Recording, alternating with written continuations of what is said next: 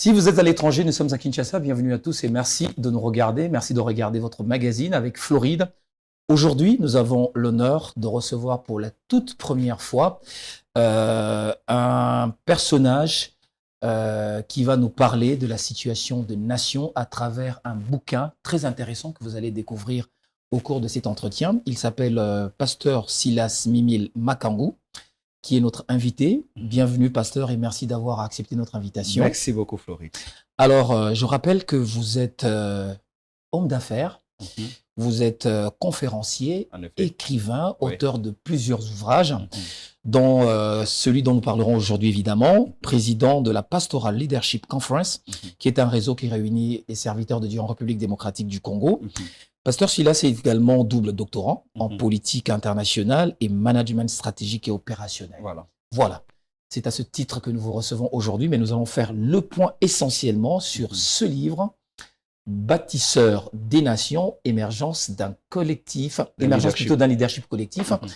Un livre qui répond aux problèmes des nations, les problèmes réels des nations. Les éléments de réponse sont ici. Nous allons évidemment le décrypter avec vous. Alors d'abord, la question que j'aimerais vous poser, la toute première d'ailleurs, c'est l'intitulé de ce livre, Bâtisseur de nations. Pasteur, pourquoi avoir intitulé ce livre Bâtisseur de nations? Merci Floride, je me permets de saluer vos téléspectateurs. Alors, il faut dire que, partant de la genèse de ces livres, j'ai eu l'inspiration d'écrire, ou j'ai eu à cœur d'écrire ces livres après mon tout premier voyage en Inde. Lorsque je visite pour la toute première fois la ville de Mumbai et de Bangalore, j'ai été presque désillusionné, excusez-moi, quand je vois la cohabitation à la fois entre la prospérité ou l'émergence de l'Inde, mais aussi la précarité qui caractérise sa classe ouvrière. Et j'ai tenté de me poser des questions. Qu'est-ce qui a fait qu'en un temps aussi court, que l'Inde parvienne à sortir de cette Inde qui ressemblait à un village, à une poubelle pour s'ériger en puissance économique et même scientifique? En me posant la question, je me suis rendu compte que l'Inde a eu la chance, le bonheur d'avoir en son sein un minuscule groupe, ce qu'on appelle généralement l'élite. L'élite. L'élite, ce sont ceux-là que j'appelle les bâtisseurs. Pourquoi bâtisseurs? Parce que l'émergence d'une nation, son développement ou sa prospérité ne peut pas être pensé ou conçu comme étant un miracle ou encore quelque chose qui arrive avec le concours des circonstances, quelque chose qui arrive avec le temps.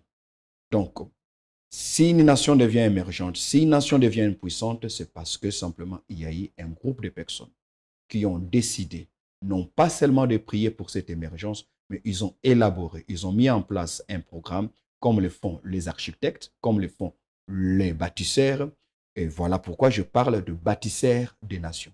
Ce sont ces hommes et ces femmes, membres d'une communauté, mais qui estiment avoir reçu, de par leur parcours, de par leur cursus académique, de par des talents qu'ils ont reçus du bon Dieu, ils estiment qu'ils ont plus que les autres.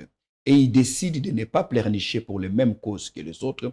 Ils décident de ne pas se plaindre pour les mêmes raisons dont se plaignent les autres, mais décident de s'ériger en un groupe qui devient la solution au problème de la majorité. Donc le déclic est parti à partir de l'Inde. Le déclic est parti à partir de ces voyages en Inde.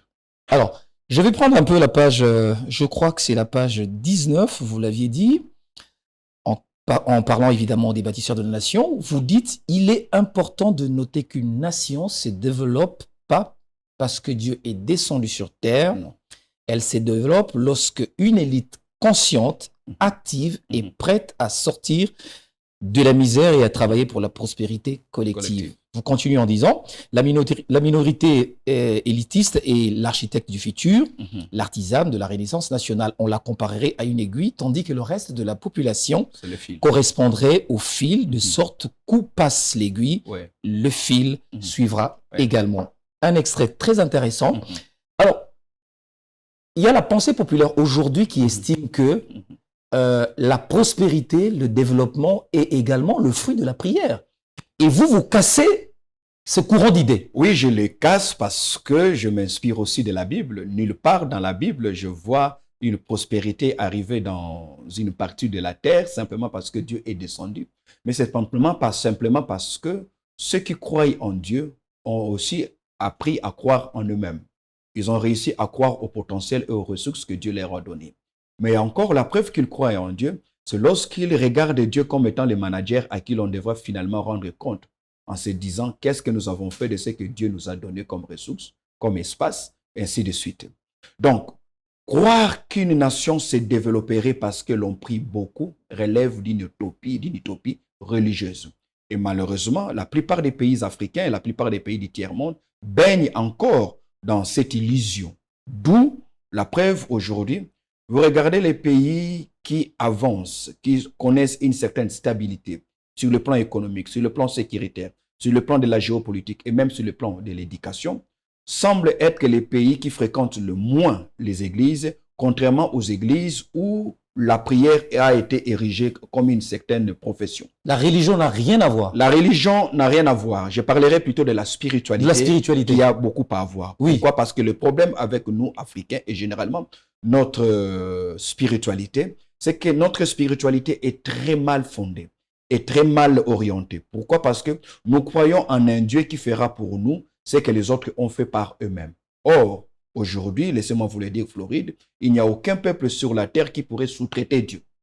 Dieu a donné à chaque peuple un espace, il leur a donné des ressources. Même ceux-là à qui Dieu n'a pas donné des ressources ont réussi, entre guillemets, à corriger l'injustice de Dieu par le travail. Je prendrai l'exemple d'un pays comme l'injustice de Dieu. L'injustice de Dieu, entre guillemets. Entre guillemets. Vous prenez l'exemple du Japon. Vous avez cité le Japon dans le livre également. Qui n'a presque rien à part les tremblements de terre et les eaux. Mais regardez aujourd'hui, le Japon a développé son savoir. Parce qu'on dit d'un peuple qu'il est intelligent, non pas parce qu'il a autant d'universitaires ou d'universités. On dit d'un peuple qu'il est intelligent parce qu'il a d'abord l'intelligence de son espace, il a l'intelligence de ses ressources, et il a l'intelligence de son époque. L'intelligence de son espace, c'est-à-dire que nous soyons conscients de ce que cela représente que d'habiter dans un espace comme celui-ci. Comme le potentiel, par exemple. Comme le potentiel. De la RDC. De la RDC. Mais c'est quand même paradoxal pour nous de prétendre bien connaître Dieu et ne pas connaître les potentiels que Dieu nous a donnés. Aucune institution supérieure qui enseigne sérieusement sur le pétrole, sur les gaz, sur les diamants et ainsi de suite. Aucune institution sérieuse qui enseigne sur l'hydrographie. Et pourtant, Dieu nous a bénis abondamment en termes de cours d'eau. C'est ça l'intelligence de l'espace. L'intelligence de ces ressources. Qu'est-ce que nous avons? Avons-nous suffisamment d'ingénieurs congolais qui maîtrisent non pas seulement l'étendue de la forêt équatoriale, l'espace qui nous revient, mais aussi qui maîtrisent la diversité qui constitue cette forêt équatoriale? Parce qu'aujourd'hui, lorsque nous allons même dans les traités internationaux pour négocier sur le bassin du Congo, sur la forêt équatoriale, sur nos ressources, ainsi de suite, vous remarquerez que les plus belles informations viennent des autres et non pas de nous. Que de nous. Ce qui signifie, nous avons de l'espace, nous avons des ressources. Mais nous n'avons pas l'intelligence. Nous n'avons pas l'intelligence. Or, il y a une théorie qui dit que quand vous ne connaissez pas ce que vous avez, vous n'êtes pas différent de celui qui n'a pas. Prétendre avoir ne suppose pas simplement l'avoir dans son sol ou dans son sous-sol. Mais avoir quelque chose, c'est plutôt connaître ce que l'on a en l'identifiant, en savant comment l'extraire, en sachant comment l'extraire, en sachant comment les transformer, en sachant comment les vendre ou les changer, et en sachant comment aussi penser à l'après-exploitation. Parce que toutes ces ressources ne sont pas des ressources éternelles. Demain, on pourrait se rendre compte que le cuivre fini, on pourrait se rendre compte... Même le cobalt. Aujourd'hui, on ne parle plus du caoutchouc comme autrefois. Aujourd'hui, on ne parle plus de l'huile de palme comme autrefois. Aujourd'hui, nous avons vu comment est-ce que les diamants... Donc, toutes ces ressources existent. Mais ces ressources n'existeront pas pour toujours. Alors, le peuple est intelligent lorsqu'il a la maîtrise de ses ressources. Mais aussi lorsqu'il a développé une intelligence capable de vivre sans ces ressources, une fois que ces ressources seront épuisées. Très bien. Alors, Pasteur, vous avez parlé aussi du leadership collectif. Il est le sous-thème, sur-titre ou sous-titre que je vois ici, émergence d'un leadership collectif. Voilà. Pourquoi ce sous-titre? Eh bien, évidemment, comme vous l'avez dit au départ, que j'aime bien casser, j'aime naviguer à contre-courant. Oui. Pourquoi leadership collectif? Parce que malheureusement, l'Africain jusqu'à présent croit encore au leadership messianique. Il croit à l'avènement d'un homme providentiel, un homme tellement talentueux, un homme tellement charismatique qui, à lui seul, pourra résoudre tous les problèmes de la communauté. Ça, c'est encore une véritable illusion. Le leadership collectif, c'est ce leadership pluriel, dans lequel l'on ne voit pas que l'homme politique comme étant le messie, mais dans lequel l'on voit un leadership pluriel, complexe et hétérogène, où chacun de nous joue sa partition partant de son domaine de prédilection, partant de son savoir-faire, partant de la vision qui est la sienne, mais pour converger tous vers une prospérité collective. C'est-à-dire, l'on cesse de regarder, l'on cesse d'attendre l'avènement d'un nouveau gouvernement pour mettre fin à nos problèmes. Parce que l'on croit que ce n'est pas de super ministre qui mettront fin à nos problèmes si le professeur à l'université ne fait pas bien son travail. Ce n'est pas le ministre ou le président de la République qui va finir la précarité ou la pauvreté si l'acteur culturel ne fait pas comme il se doit son travail. Donc c'est la conjugaison des efforts de tous les citoyens, tous ceux qui sont censés être modèles, tous ceux qui ont reçu du bon Dieu un talent qui le mettent en évidence, devraient travailler pour créer cette synergie. C'est ce que j'appelle le leadership collectif. Aujourd'hui, les États-Unis d'Amérique ne sont pas ce qu'ils sont simplement parce qu'ils ont eu George Washington, parce qu'ils ont eu Roosevelt, parce qu'ils ont eu Obama et autres. C'est aussi les pays de ces grands industriels, de Carnegie, de Henry Ford. C'est aussi les pays de ces grands scientifiques, de Thomas Hobbes consort, de Brzezinski, Henry Kissinger. C'est aussi les pays de Michael Jackson. C'est aussi les pays de Michael Jordan. Donc, chacun dans son domaine. Ceci amènerait notre élite politique à être un tout petit peu déchargée et à avoir une répartition équitable en termes de charges, de vocation et de responsabilisation. Mais dans ce cas, où mettez-vous la loi Pareto dont vous avez parlé, ou dans un pays, oui, vous avez une minorité élitiste qui contrôle tout, qui contrôle toute la richesse pour gérer la nation? Malheureusement, c'est ce qui nous manque. C'est ce qui manque au Congo et ce qui manque à la plupart des pays qui pataugent encore dans la pauvreté. Oui. Simplement parce que tout le monde se plaint des mêmes problèmes. On ne sait pas qui doit aider l'autre. La loi de Pareto, lui, Pareto, ce professeur italien, ce professeur d'économie, sa loi voudrait assez que le 20% des efforts fournis produisent 80% des résultats attendus. Ce qui suppose que pour que le Congo sorte de sa précarité, sorte de la domination qu'il est en train de subir même aujourd'hui, il ne faudrait pas simplement demander l'implication de la société tout entière, mais d'abord l'implication de cette minorité élitiste. Et pour que cette minorité s'implique, il faudrait d'abord que cette minorité soit consciente de sa responsabilité.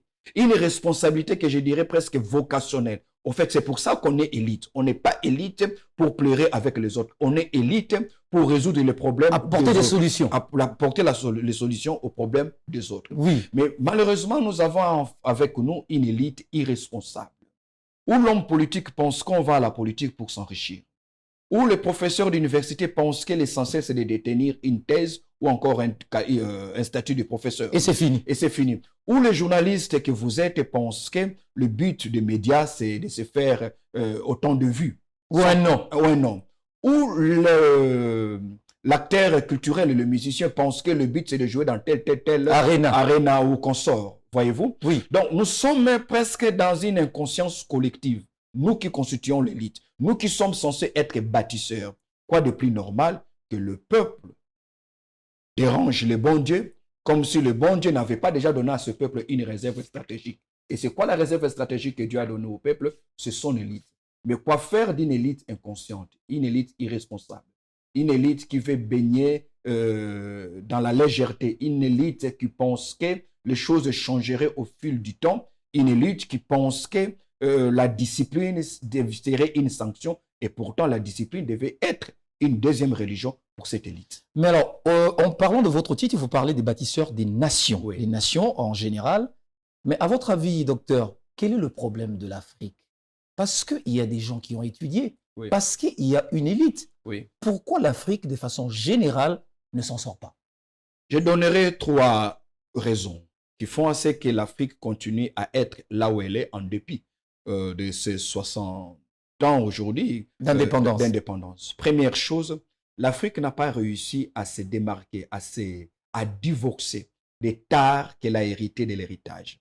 Au fait, l'Afrique a pensé que la politique de la décolonisation ne pouvait être résumée qu'au départ du colonisateur. Je vais vous dire une chose, une vérité. Vers les années 1880 quelques, l'Angleterre avait un premier ministre, Benjamin Disraeli, oui, à l'époque de la reine Victoria. La reine Victoria, alors qu'on louait l'Angleterre pour la grande puissance planétaire qu'elle était devenue, a quand même eu quelques inquiétudes. Elle pose la question au premier ministre Benjamin Disraeli, mais si jamais demain les pays colonisés se vengeaient contre nous, écoutez la réponse. Il dit, non, Sa Majesté, nous allons mener les choses de telle manière à ce que, même quand nous partirons de chez eux, oui, qu'ils continuent à dépendre de nous. Pour dire que la colonisation a d'abord été Et ça, c'est arrivé. Malheureusement, il a eu raison. J'aurais souhaité qu'il ait tort. Mais aujourd'hui, des siècles après, il a raison. Pourquoi? Parce que la colonisation n'était pas d'abord une œuvre de contrainte ou de force, mais d'abord une œuvre intellectuelle. Ce qui signifie que la décolonisation ne devait pas être perçue comme le simple discours lu au Palais de la Nation par le roi de la Belgique et le président Kasavubu, mais devait plutôt nous mener à une rupture, à une remise en question, comme l'a d'ailleurs dit le professeur Mabika Kalanda en 1967 lorsqu'il écrit son livre sur la remise en question. Voyez-vous, l'Africain n'a pas réussi à se départir. D'où le même Africain qui chante indépendance tcha-tcha, quelques années après, se bat pour aller vivre chez le colonisateur. Cherche à gagner la confiance du colonisateur. Pourquoi? Parce que le colonisateur avait réussi à s'aimer quelque chose qui allait pousser même à son absence. D'où à les maintenir dans le statu quo. La véritable indépendance dont l'Afrique a besoin, c'est d'abord une indépendance mentale, une indépendance intellectuelle. Deuxième chose qui a fait à ce que l'Afrique ne puisse pas décoller en dépit des ressources qu'elle regorge, c'est l'absence d'une bonne gouvernance. Vous savez, on peut tout dire. Même dans les pays où Dieu habite, quand il y a déficit de gouvernance, arrêtez, il n'y aura pas de développement. Même dans les pays où le diable habite, mais s'il y a une bonne gouvernance, ça va aller. Ça va aller. Donc, la bonne gouvernance suppose un management efficient, efficace, dans la justice, dans l'équité, des ressources que l'on a pour s'assurer que même le plus démuni, le plus faible en bénéficie. Or, c'est ce qui manque aujourd'hui à l'Afrique. Et à chaque fois que l'Afrique va opter pour une nouvelle politique de gouvernance publique, c'est souvent du copier-coller. On veut prendre ce que les FMI consorts vont nous imposer, nous l'adoptons. Pourquoi? Parce que nous voulons être des bons élèves d'équipe, de ceux-là qui nous ont colonisés hier. C'est vrai qu'on peut toujours s'inspirer, parce que même le colonisateur d'hier a été lui-même aussi quelque part colonisé. Oui. N'oubliez pas que les États-Unis ont été colonisés. Exactement. La Chine d'aujourd'hui a été colonisée par le Japon. Oui. Donc presque tous les pays du monde ont eu à connaître à une certaine période de leur vie la colonisation. Mais il y a eu les sorts. Il y a eu les sorts. Ils ont décidé de mettre en place une recette qui leur soit propre. Une recette qui tienne compte de leur réalité. Leur propre identité. Culturelle. Voilà. Leur propre identité. Leur culture, leur vocation, en tenant compte de leur espace, qui déjà même du point de vue climatique avait des grandes différences avec l'espace de ceux-là qui nous imposaient ou nous proposaient des recettes. Ça, c'est la deuxième raison qui fait c'est que... La troisième. La troisième, c'est que l'Afrique a du mal, de manière générale. L'Africain a du mal à faire une lecture stratégique du monde. C'est-à-dire quoi? L'Afrique ne va jamais vivre en autarcie. Le monde est monde parce que l'Afrique en fait partie, parce que l'Europe en fait partie, parce que l'Asie en fait partie. Et vous devez savoir aujourd'hui que le développement que l'Europe a connu aujourd'hui, c'est en grande partie grâce aux ressources que l'Afrique détient. Or, c'était les ressources que l'Afrique détenait hier. Aujourd'hui, l'on continue à découvrir d'autres ressources. Et l'Europe s'est dit aussi que son avenir repose sur les ressources que l'on découvre aujourd'hui. Exactement. D'où l'Africain doit apprendre à faire une lecture qui va au-delà de sa case. Au-delà de son environnement, pour dire que comment pouvons-nous trouver notre place dans le monde? C'est là où nous faisons appel à une intelligence géopolitique, pour dire que ce que nous avons, le monde aura besoin de cela. Aujourd'hui, l'Afrique devient la réserve écologique de l'écosystème du monde, et pourtant, cet Africain voudrait lui aussi prospérer grâce à son bois, grâce à sa forêt, grâce à ses eaux. Mais les autres vous disent, non, il ne faut pas utiliser cela de manière abusive. Pourquoi abusive? Parce que nous sommes dans ce que nous sommes. Et aujourd'hui, l'Africain doit faire une lecture globale, une lecture géostratégique, tout en comprenant que ce n'est pas ma prospérité qui devrait condamner les Occidentaux, les Orientaux à la mort. Mais comment faire à ce que, tout en cherchant leur prospérité, que j'assure aussi ma survie et ma prospérité. Et c'est là où l'élite africaine, de manière générale, surtout l'élite politicienne, a failli. Absence d'une intelligence stratégique. Très bien. Alors, pasteur, je vais revenir sur l'élite. Quand vous avez également pris l'exemple, je crois que du Japon. Mais ici, l'introduction de votre ouvrage, Bâtisseur des Nations, il y a une écriture de la Bible que vous avez prise. J'essaie de me poser la question, pourquoi vous l'avez pris? Je vais essayer d'avoir des réponses, je vais la lire. Après la mort de Josué, les enfants d'Israël consultèrent l'Éternel en disant, qui de nous montera le premier contre les Cananéens pour les attaquer? L'Éternel répondit, Juda montera, voici je le livre, voici j'ai livré le pays entre ses mains. Voilà. Pourquoi cette écriture, pasteur? Je pars de l'exemple de la Bible. Josué meurt, il n'y a pas, Josué ne laisse pas de successeur, mais les tribus d'Israël s'organisent entre elles et vont prier pour demander à Dieu comment est-ce que nous allons nous en sortir. Dieu leur dit, c'est Juda qui montera.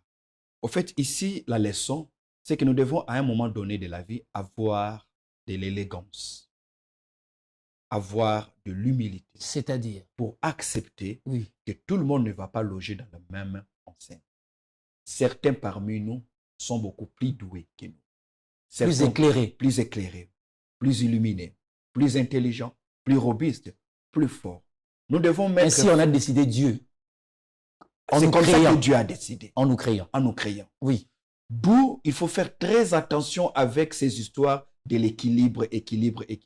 À un moment donné, nous devrons accepter pour la prospérité collective que certains parmi nous reviennent, que certains parmi nous continuent à faire les choses. Soit là. Pourquoi? Parce que quand eux, ils sont là, quand lui est là, quand elle est là, tout le monde est servi. C'est formidable. On ne va pas demander à tout le monde d'aller dans la cuisine pour que tout le monde mange, sinon personne ne mangera. Mais on devait se rassurer que celui qui va à la cuisine sait préparer. Le meilleur d'entre nous. Il est le meilleur d'entre nous parce qu'il sait comment faire ses recettes, mais aussi il sait comment faire le dispatching pour que de manière équitable, personne ne dorme affamé. C'est ce qui nous manque malheureusement. Oh non, c'est aussi mon tour. Pourquoi pas moi? Pourquoi moi? Pourquoi pas moi? Pourquoi pas moi?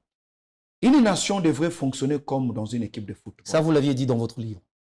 Vous savez, Lionel Messi a obtenu presque 7, si je ne m'abuse, 7, 5, je ne sais pas. Oui, Ballon d'Or. Pourquoi? Parce que le FC Barcelone a accepté qu'en faisant de Messi le meilleur joueur du monde, nous continuerons à être le meilleur club du monde. Mais pourquoi le PSG ne peut pas le faire? Parce que personne ne veut laisser la place à l'autre. Neymar veut le faire, et Messi en y allant se rend compte qu'on ne le sert pas comme on le servait au FC Barcelone. Et Mbappé veut lui aussi en disant que c'est moi l'ayant droit, c'est moi le chouchou. Ainsi, au finish, l'équipe risque de perdre. Ou ne pas gagner. C'est ce qui nous arrive généralement. Oui. Qui d'entre nous va nous représenter?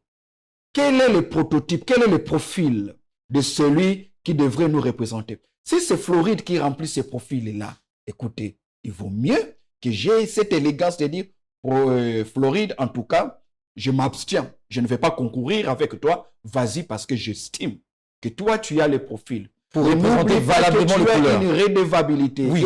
Et tu as à notre égard un devoir de redevabilité parce que tu ne vas pas pour le bonheur de ta famille biologique. Tu ne vas pas pour allonger ton CV, mais tu y vas pour notre prospérité à nous tous. Voilà, très bien.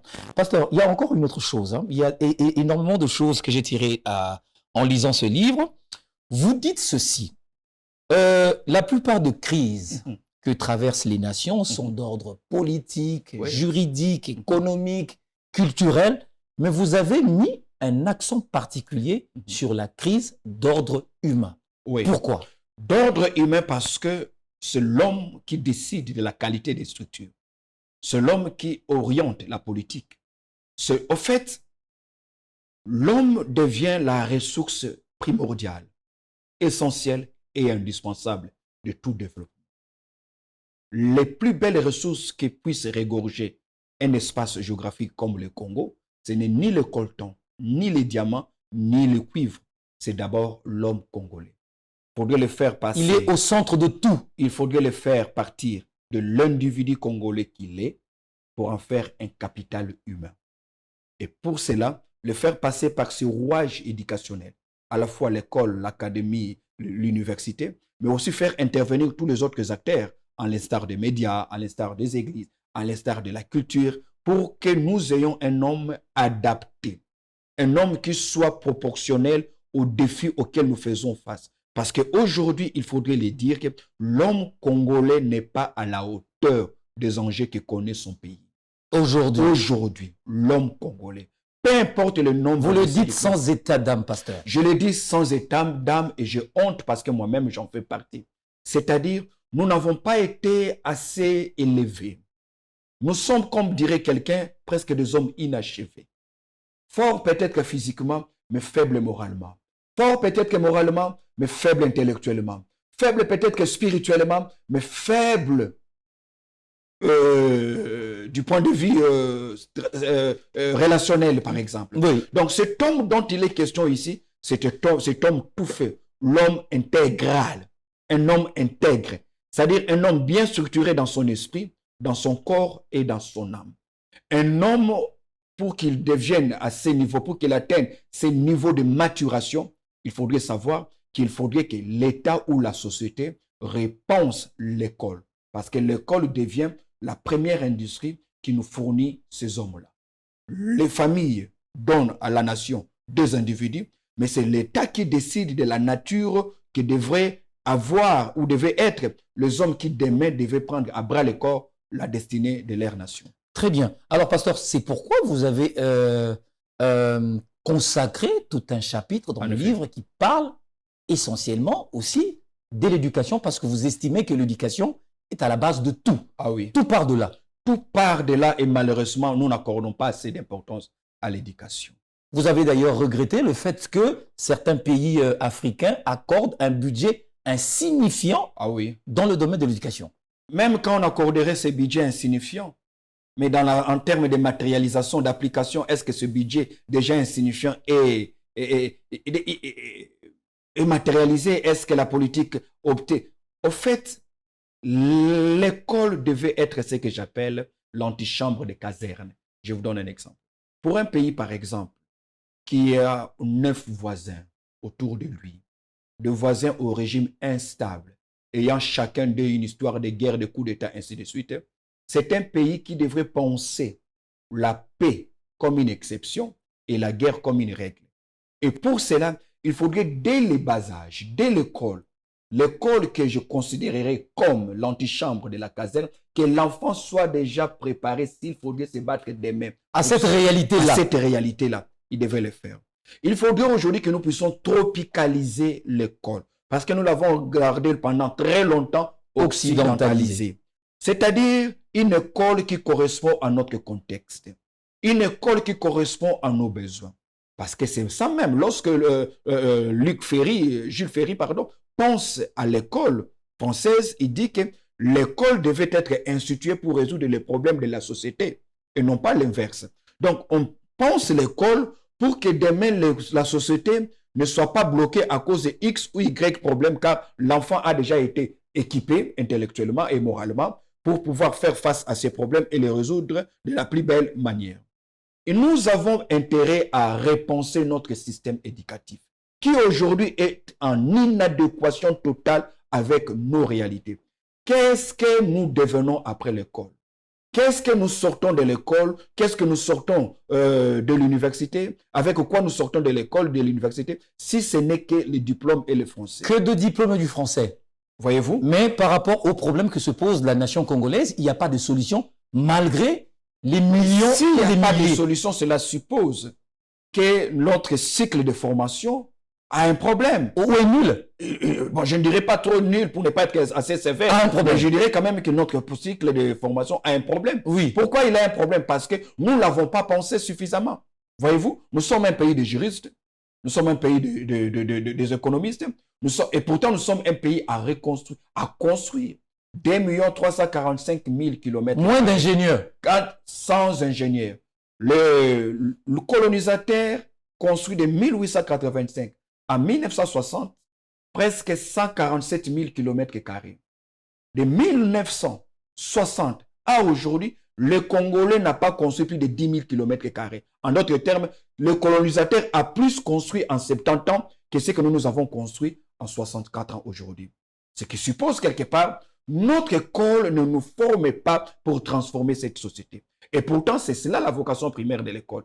Former l'enfant. Quel type de formation, par exemple, il faudrait, par exemple, insister aujourd'hui sur la formation de l'ouvrier, de l'ingénieur. La Chine que vous voyez aujourd'hui, mon cher ami Floride, c'est un pays des ingénieurs. Même le président Xi Jinping est avant tout ingénieur. Donc, en Chine, vous rencontrerez un médecin, mais qui vous dit qu'il a aussi un diplôme en ingénierie. Oui. Parce qu'ils ont compris que s'il faudrait transformer l'espace naturel en ville, en métropole, il faudrait plus d'ingénieurs que simplement des juristes et consorts. Je ne suis pas contre les hommes de droit. Je ne suis pas contre les politologues. Je ne suis pas contre les internationalistes. Je le suis moi-même. Mais je pense que nous avons besoin d'avoir une école qui correspond à cela. Mais aussi une école où les diplômés d'État peut autant apporter à l'école, à la société que le ferait l'ingénieur ou bien le médecin. Oui. Pourquoi? Parce que ces diplômés d'État est allé se former davantage dans un centre de formation. Aujourd'hui, nous avons, comment on appelle ça, l'INPP et ainsi de suite. Et voilà pourquoi il ne faudrait pas politiser ces histoires-là. OK? Il ne faudrait pas que les nominations se fassent aussi sur base de la politisation. Bon, ce n'est pas vraiment intéressant. Vous en avez parlé aussi. Alors, pasteur, dans ce cas, on va vous laisser souffler pendant que moi je vais prendre ma question. Dans ce cas, vous avez parlé aussi du rôle de l'Église et des chrétiens. Et ce que vous dites, ça brise un peu les courants d'idées en République démocratique du Congo parce que vous estimez que le pasteur, les chrétiens, l'homme de l'Église peut aussi participer à la formation, au développement de son pays. Bref, vous dites qu'un serviteur de Dieu peut aussi faire de la politique. Et moi, en lisant ça, je me suis étonné. Parce qu'on nous a appris que la politique, c'est Satan. Eh bien, parce qu'on a justement voulu nous éloigner de la politique. La politique est amorale, mon cher ami. Il n'est ni immoral ni moral. Elle est amorale. C'est-à-dire, elle prend la coloration de la moralité de ce qu'il exerce. Donnez la politique aux hommes intègres, vous vous rendez compte que la politique est une affaire des hommes intègres et justes. Donnez la politique aux Kuluna, vous vous rendez compte que la politique a plus besoin de biceps que de cerveau. Donnez la politique aux escrocs, vous en comprenez plus que pour bien monter en politique, il faut mentir, il faut faire les jaleno, il faut faire ceci et cela.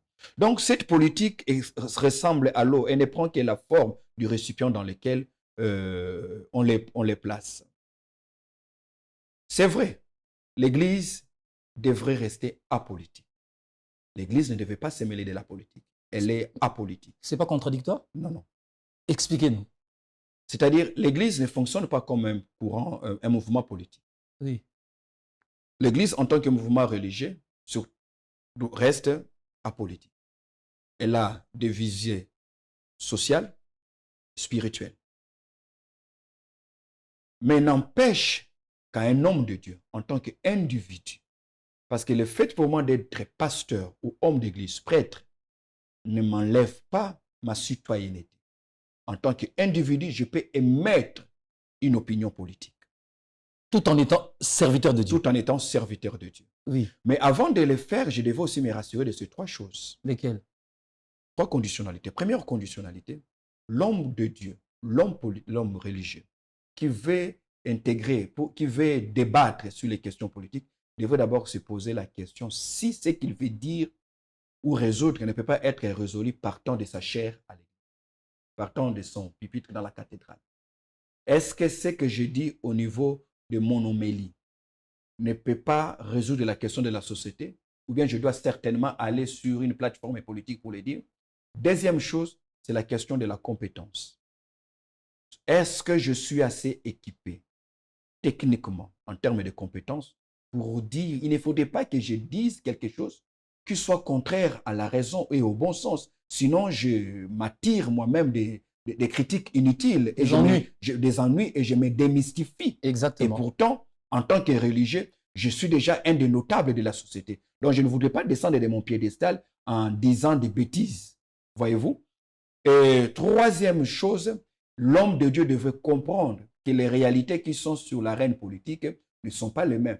Quand on est dans le monde religieux, vous jouissez d'une certaine immunité. On vous protège. Papa Sango, le pasteur à qui l'on dit Amen. Mais sur l'arène politique, tous les coups sont permis. Donc, en se posant ces questions-là, l'homme de Dieu devrait normalement prendre distance de la politique, à moins qu'il estime qu'il a la vocation, à moins qu'il estime que ce qui se passe dans la société devient le contraire de ce qui est en train d'être dit dans sa religion. C'est extrêmement compliqué cette explication. C'est extrêmement compliqué. Ici, ce que j'aimerais encore appuyer, peut-être pour vous aider à mieux me cerner, c'est qu'on ne sait pas dissocier de manière générale la vie d'une nation de sa dimension spirituelle dans laquelle baigne, opère l'homme de Dieu. Ça marche ensemble. Ça marche ensemble. Mais cela ne permet pas pour autant que l'homme de Dieu aille dire ce qu'il veut dire en politique, tout en disant que je suis encore sous ma soutane. Croyez-moi, dites Amen parce que je l'ai dit en tant qu'homme de Dieu. À moins qu'il dise, OK, je l'ai dit en tant qu'homme politique. Et s'il est dit en tant qu'homme politique, il devrait aussi accepter. Pour que l'Église ne devienne pas un lieu où l'on fait la politique, mais aussi que l'Église se protège pour ne pas devenir une caisse de résonance de ce que la politique dit. Or, malheureusement, c'est ce à quoi nous sommes en train d'assister. Mais la difficulté, c'est quoi? La difficulté, c'est quoi? C'est que nous sommes, constitutionnellement parlant, nous sommes dans un État laïque. Oui. Mais il faudrait aussi reconnaître que, sociologiquement parlant, nous sommes un État très religieux. Il y a beaucoup d'interprétations entre le monde religieux congolais et le monde politique congolais. D'où il faudrait aux acteurs d'un bord et comme de l'autre bord beaucoup d'élégance et de dextérité pour ne pas mêler les choses. Sinon, nous allons commettre de graves erreurs. Oui. Alors, pasteur, on a vu certains hommes des dieux qui avaient beaucoup plus de considération chaque fois qu'ils étaient encore sur la chair. Mais une fois pénétrés dans le monde politique, après, les pasteurs deviennent autre chose. Malheureusement. Je ne veux pas les citer. Je comprends. Je ne veux pas les citer. Mais je ne sais pas si vous avez déjà vécu ça. Non, parce que je disais la politique était amorale. C'est-à-dire que ceux qui exerçaient cette politique-là de manière générale ont atteint un niveau d'immoralité excessive. Donc, moindre rapprochement, vous sentez la chaleur, vous étouffez, et pour survivre, vous avez besoin de faire comme eux. Et en faisant comme eux, c'est un déni total de ce contre quoi vous avez prêché. Exactement. D'où l'on conseille aux hommes de Dieu de prendre une certaine distance. Mais ce qu'il faudrait aussi dire ici, Monsieur Floride, si cette politique peut être aussi immonde et aussi sale, cela suppose que c'est la société tout entière qui est sale. Donc l'homme de Dieu en tant que moraliste ne devrait pas non plus se taire. Il faudrait que dans ses prêches, dans ses sermons, dans ses enseignements, continuer à enseigner aux enfants de Dieu pour qu'ils aillent à retourner sur le droit chemin. Sinon, ça ne sert à rien d'être dans une société polluée et prétendre que nous sommes l'église au milieu du village. Si ce village-là ressemble déjà à une pollution, ce n'est pas intéressant. Parce que l'homme de Dieu, en tant qu'église, a aussi un rôle à jouer. Comme le dit Matthieu chapitre 5, il est le sel de la terre, il est la lumière du monde. C'est-à-dire, face aux ténèbres, l'homme de Dieu doit devenir la lumière. Les chrétiens doivent devenir la lumière. Voilà pourquoi moi, je suis de ceux qui encouragent les chrétiens à aller faire la politique. Mais pas une politique politicienne, une politique apostolique. C'est-à-dire une politique où vous allez pour apporter les solutions et non pas résoudre vos problèmes de loyer et de minerval. Alors, vous avez aussi dit que Moïse, dans la Bible, serviteur de Dieu, prophète qu'il était, avait une double mission, une mission à la fois prophétique et politique. Oui. Je m'en étonne. Évidemment, parce que Moïse doit être à la tête d'une masse d'hommes, plus de 2 millions qui sortent d'un pays et Dieu l'établit pour être à la fois le prophète, c'est-à-dire qui prend de Dieu et qui donne au peuple, mais qui exerce aussi un management public parmi le peuple.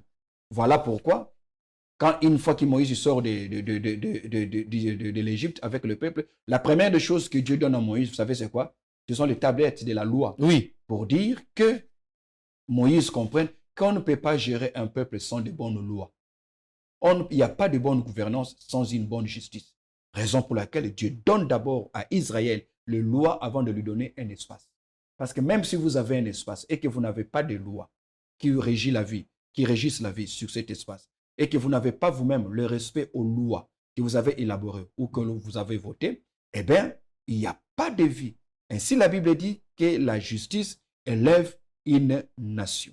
Mais lorsque l'on dit que la justice élève une nation, j'aime bien. Quelle est cette justice? Parce que ce qui peut sembler être légal n'est pas toujours juste. Vous savez, oui, quand Hitler tue les Juifs pendant la Shoah, c'était légal, mais ce n'était pas juste. Quand on organise la zarianisation, c'était légal. Ce n'était pas juste parce que c'était un vol, un pillage national. Okay? Oui. Quand l'apartheid en Afrique du Sud, c'est légal, mais ce n'est pas juste. Donc, ce qui fait prospérer une nation, ce n'est pas la légalité, c'est la justice. Voilà pourquoi il faudrait à la fois des hommes forts pour défendre de bonnes lois, mais il faudrait aussi des hommes forts pour contrecarrer des mauvaises lois. D'accord. Alors, pasteur, au regard de toutes les matières traitées ici, nouvelles politiques, l'entourage d'un leader, cité des successeurs, l'apport de l'Église, tout ça, quel est votre regard en tant qu'homme des sciences sur la gestion, la gouvernance politique, économique de la République démocratique du Congo aujourd'hui? Depuis 1960, nous n'avons pas été assez sérieux envers nous-mêmes pour apporter une gouvernance qui nous élève à la dimension de notre espace, à la dimension de notre pays. Nous sommes partis d'une indépendance presque ratée. La dictature arrive, le coup d'État, ainsi de suite. Aujourd'hui, l'on s'ébat. Il faudrait aujourd'hui reconnaître les efforts qui sont fournis. Mais il faudrait aussi reconnaître que nous n'avons pas besoin de faire de l'apologie par rapport à ces efforts qui sont fournis aujourd'hui, parce que nous ne sommes pas bons pour avoir mieux fait que celui qui a été hier, mais notre réalisation devait être jugée en fonction des enjeux. Jugée en fonction des enjeux nationaux, mais aussi internationaux. Notre gouvernance a souvent souffert. Pourquoi? Faute des acteurs qui n'ont pas été généralement assez équipés, mais aussi la gouvernance, parce que la gouvernance en somme c'est quoi? C'est une politique publique, ok? Dès lors qu'on a mal orienté, mal élaboré cette gouvernance, on ne peut pas s'attendre à des résultats mystiques ou miraculeux. Ce qu'il faudrait aujourd'hui, avec les ressources humaines qu'on a aujourd'hui, parce qu'il faudrait dire que dans l'histoire du Congo, on n'a jamais eu autant de technocrates et de techniciens qu'on a aujourd'hui. Mais le problème, c'est qu'il nous faudrait une gouvernance qui surpasse les langages politiciens. Parce que les langages politiciens voudraient que recruter dans les partis, dans les regroupements ou dans la famille. Exactement. Or, en matière de gouvernance, pour un pays qui fait face à des défis aussi énormes comme le nôtre, il faudrait, dans le sens de notre leadership, surtout le leadership politicien, transcender les limites des accords politiciens. C'est compliqué. Eh bien, qu'est-ce que l'on veut? Imaginez, pasteur, on veut encore négocier avec, par exemple, M23. La négociation avec le M23 va aboutir encore à quoi? Ceux qui ont aidé le président lors de la campagne attendent qu'il soit déversé dans le gouvernement. S'il faut se défaire de ce système-là, c'est encore une complexité des problèmes. Je ne sais pas comment on va sortir de ce cercle vicieux. Ce cercle vicieux, il faut creuser pour sortir quand même. Sinon, le cercle vicieux devient un cimetière, une tombe pour la nation.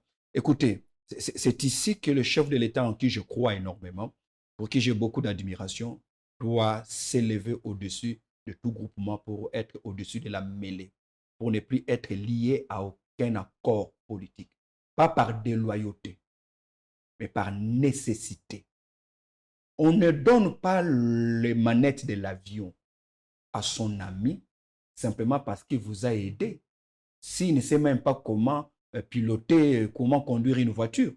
Pour chaque fonction, il y a une technique, il y a une compétence requise. C'est ce que le monde hollywoodien appelle le smart casting. C'est-à-dire pour chaque rôle, il faut un profil approprié. Procéder à un recrutement rigoureux, non complaisant.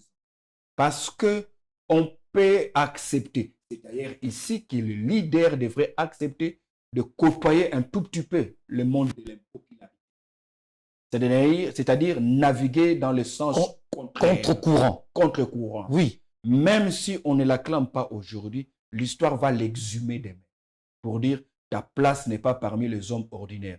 Ta place est dans les panthéons.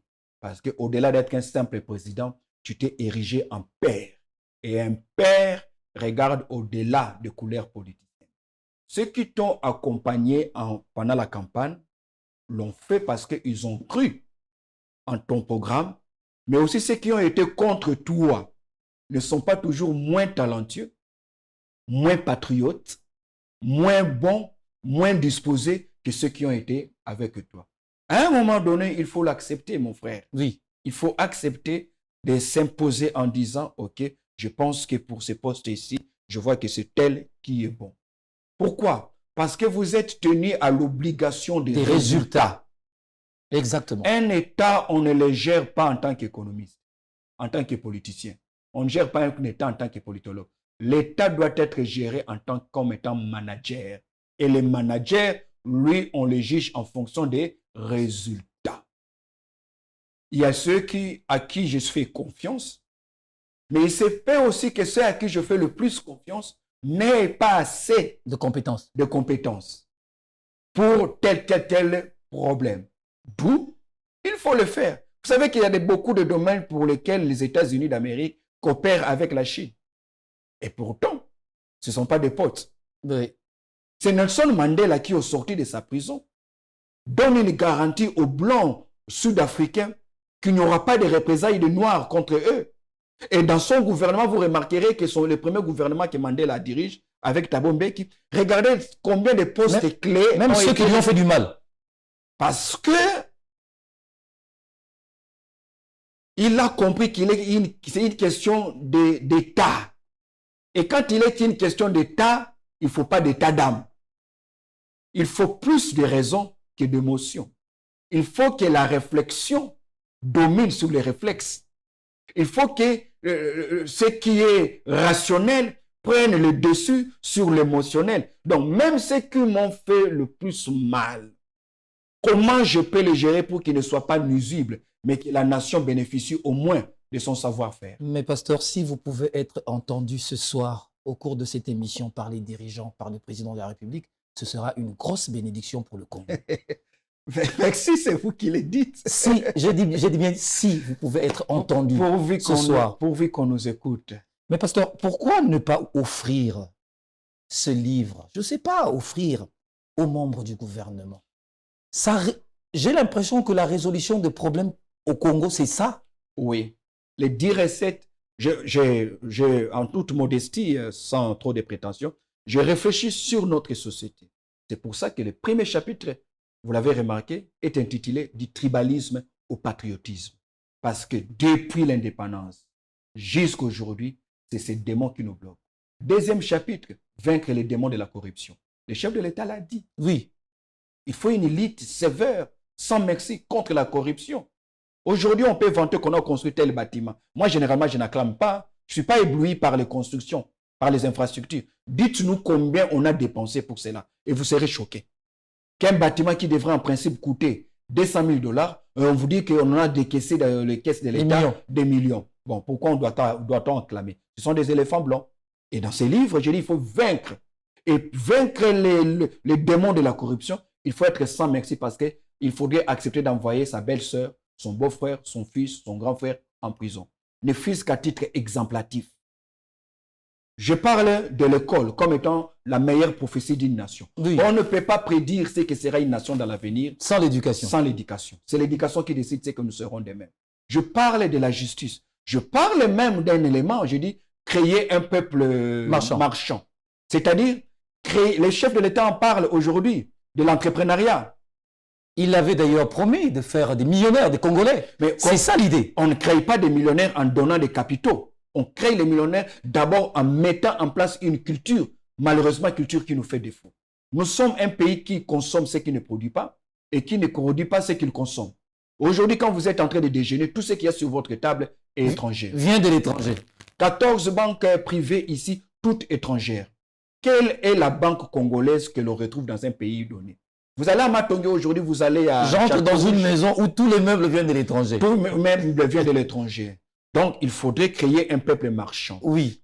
L'avantage avec la culture, c'est qu'on peut la coiffer, on peut la réorienter, on peut la combattre, on peut faire son apologie pour la vulgariser davantage. La culture de l'entrepreneuriat. Il n'est pas normal que le Congolais soit connu que pour l'habit, pour la prière, pour la danse. Et pourtant, nous avons ce dont le monde peut nous connaître. Il faudrait créer ces millionnaires, comme le chef de l'État l'a dit. Le chef de l'État a parlé d'un changement de la main. Au fait, je pense que ce que nous avons écrit, nous ne sommes pas les seuls à l'avoir énoncé. Beaucoup d'autres compatriotes, de manière peut-être plus élaborée que nous, l'avons fait. Mais nous nous sommes quand même donné la peine de partir de la lumière de la parole de Dieu pour dire c'est assez. On peut ne plus prier dans les stades, mais si on applique ce qu'il y a ici, on aura le résultat qu'on n'a pas eu malgré toutes les prières qu'on a fait dans les stades. D'accord, pasteur, on vous laisse d'abord faire ce que vous allez faire là parce que cette émission est presque arrivée à la fin. Nous devrions en principe l'arrêter, mais énormément de questions. Laissez-moi, pasteur, vous le poser. L'Église aujourd'hui, la prolifération des églises aujourd'hui. Dites un mot sur la marche de l'Église aujourd'hui. Beaucoup d'églises, il y en avait moins il y a 30 ans, il y a 40 ans, mais il n'y avait pas de vol. Oui. Tout était bien. Mais il y a beaucoup plus d'églises, mais les mots rongent la société, les antivaleurs. Comment ça s'explique, pasteur? Très bien, les mots rongent la société parce que nous sommes dans une société en faillite. Il n'y a aucun secteur qui n'est pas. L'église, l'école, l'université, les médias, il faudrait les reconnaître. Ce n'est pas pour exonérer ou exempter l'église parce que à un moment donné, je ne suis pas fier moi-même. Je ne suis pas fier. En tant que pasteur. En tant que pasteur. Pourquoi? De par l'éducation que j'ai reçue, de par ce que je conçois, je comprends de l'Église, que l'on nous traite des responsables de ces choses que nous commettons, des propos que nous tenons. Je pense que nous devons, nous aussi en tant qu'Église, en tant qu'hommes d'Église, prendre un peu de la hauteur, revoir notre discours. Mais le moment est là, pasteur. Le moment est là, nous le faisons dans la mesure du possible, mais il faudrait aussi dire que malheureusement, nous sommes dans un pays, quand on juge les pasteurs, on juge plus les pasteurs en vue, qui sont en vogue. Les pasteurs sont des milliers. Les pasteurs congolais ne sont pas que ceux qui passent à la télé, ne sont pas que ceux que vous recevez sur votre plateau. Il y a aussi ce pasteur qui travaille peut-être... Mais Dieu se cache dans la simplicité. Évidemment, Dieu se cache dans la simplicité parce que la simplicité en soi est une grandeur. Oui. Hein? Nous, on pense que Dieu est dans les grandes églises, mais malheureusement, Dieu se cache. Oui. C'est là où moi, je fais aussi un procès contre notre société. Vous savez, pour une société comme la nôtre, aussi religieuse, l'État devait penser l'Église. Parce que le pasteur est celui qui parle le plus aux Congolais que le chef de l'État. Le chef de l'État s'adresse aux Congolais rien que lors de son discours sur l'état de la nation au Congrès. Oui. Les pasteurs, il y a des pasteurs qui parlent chaque dimanche au moins à 10 000 Congolais. C'est-à-dire, ils décident de ce que sera ces Congolais par ses prêches. Les nations sérieuses l'ont fait. Donc, si je comprends bien, la société congolaise est le reflet de ce que sont les églises. Non, c'est l'église qui est le reflet de ce que la société est. Ah bon? Oui. C'est l'église qui est malheureusement... C'est l'inverse. C'est l'inverse. Malheureusement, ça ne devait pas être parce que ce n'est pas la société d'influencer l'église, mais c'est l'église d'influence. Nous sommes plus congolais je suis plus congolais que pasteur. Si j'étais d'abord pasteur, ça aurait été mieux. Mais ma congolité nuit à ma posture de pasteur. Oui. Je suis plus congolais que professeur d'université, qu'intellectuel. Donc, les Congolais... Sali. Non, je ne dirais pas sali. Mais nuit quand même, limite. Oui. Ok, l'engrenage devient un peu lourd. Il y a absence de fluidité. À cause de cette identité congolaise. Congolaise. Identité qu'on doit à tout prix repenser. Oui. Voyez-vous, à tout prix repenser. C'est quoi un Congolais? C'est qui un Congolais? Qui sommes-nous à nos propres yeux? Est-ce que nous savons comment est-ce que les autres nous voient? C'est ça.